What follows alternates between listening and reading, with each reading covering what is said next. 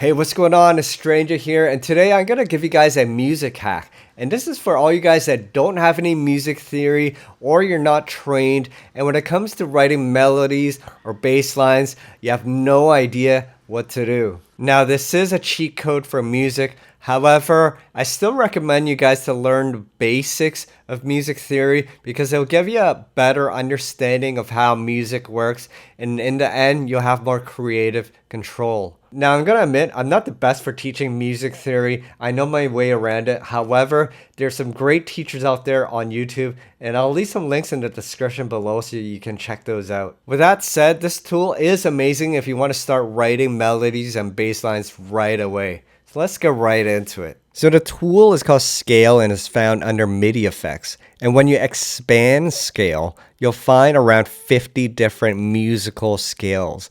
And basically what a musical scale is a group of notes that sound well together when they're played together in a composition. Now there's several scales that I like personally that I use.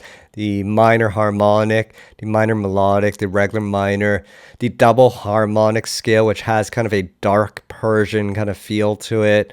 The Phrygian modes, those also have a dark Middle Eastern vibe to it. So I use those quite frequently, and actually a lot of UK music uses the Phrygian modes as well. And how this tool works is when you apply it and when you play a note, any incorrect note will be corrected on its way out to the output, whether you're playing it or whether it's a written note in your MIDI clip. So I have a cello section here, and it's part of the Ableton Suite pack called Orchestral Strings, and you can get it for free with Suite, and it's an awesome pack. It gives you some really lush sounding strings, so I recommend you guys to grab it. And then I'm gonna go back into the scale effect, and I'm gonna pull the double harmonic scale into my cello section like this. Now anything that I play will then be corrected into the double harmonic scale. Now I have a dubstep beat here, and there's a one note bass line,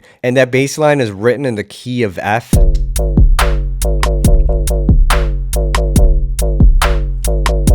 And basically the root note, which is the main note of your bass line, and we're only playing one note here, will determine the key of your track. So in this track, we're going to be working with the key of F. Now you may wonder what key you should be writing in, especially for bass music. Any key between D to A is good because it gives you enough of that low end rumble.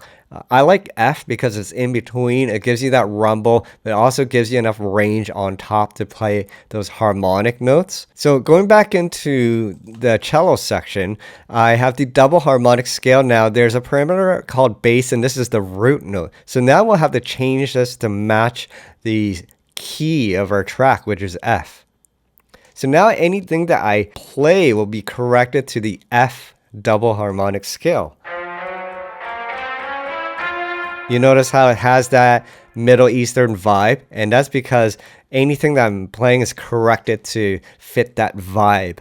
So one way to use this tool is just to jam along. Now you will have to build a sense of rhythm so that anything that you play will fit with the beat rhythmically. So we'll hit record.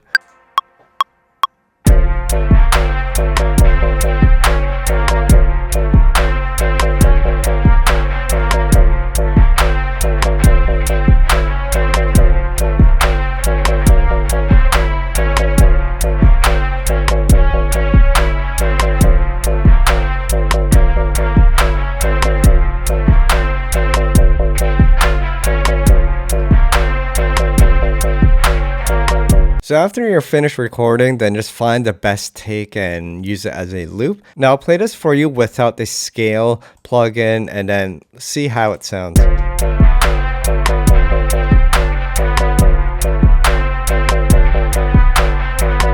Notice how the feel changes, has a different kind of feel to it, but once we turn on the scale, now it has this darker tone to it.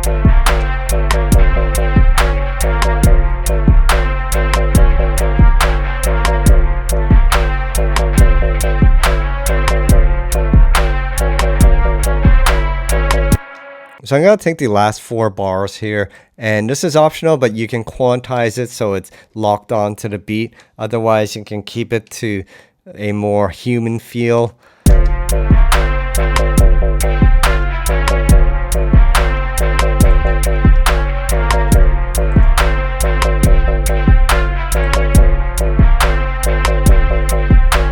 Now sometimes you may have to fix some notes, or you may have to fix the velocities of certain notes so that it's more level, and then you can just crop it and take the best take.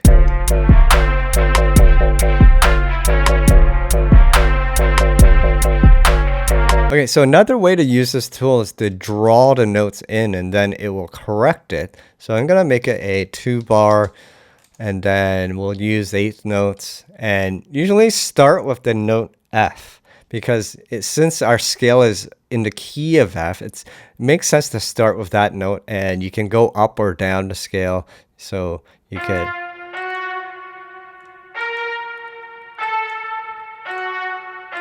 like that.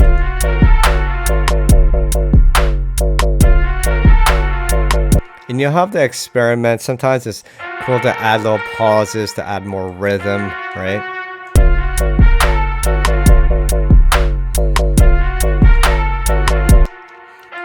Can add double notes here.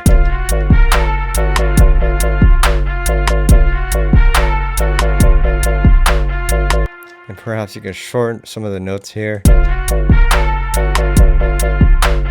Maybe bring it down an octave.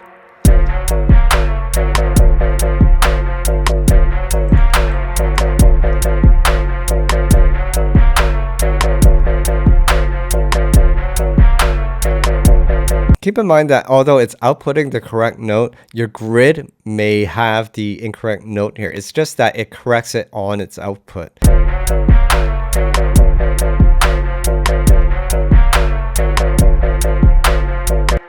Okay, so let's try this with another genre of music. I have a drum and bass beat here. And I have this jump up bass line here. This time we're gonna use one of the minor scales, and then we're gonna draw our note in. Let's make it a 2-bar melody, and let's change this to the key. Let's try E this time.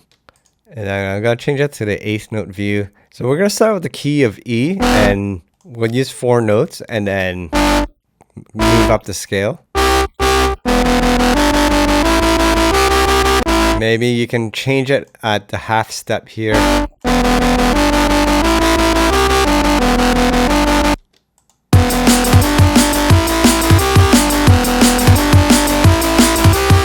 You see how it's easy to then start building up bass lines. You can randomly draw in a bunch of notes. Now you do have to have some idea of structure. So we're moving notes every 4 8th notes here. So you have to have some kind of basic structure. But given that, you can then randomly find notes that work together. So let's try another one.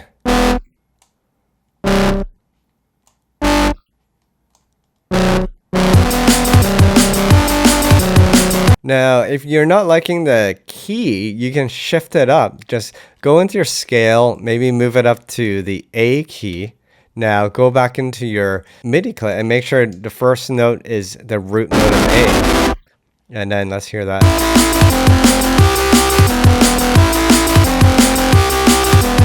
And of course, you can add some pauses for more rhythm.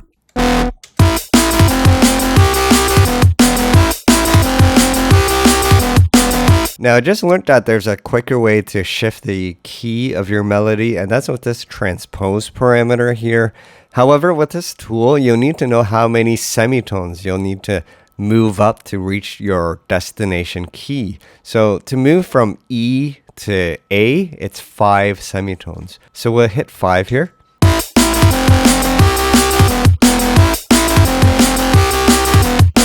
And another way you can use this is just shift it until you find the one that sounds best to you.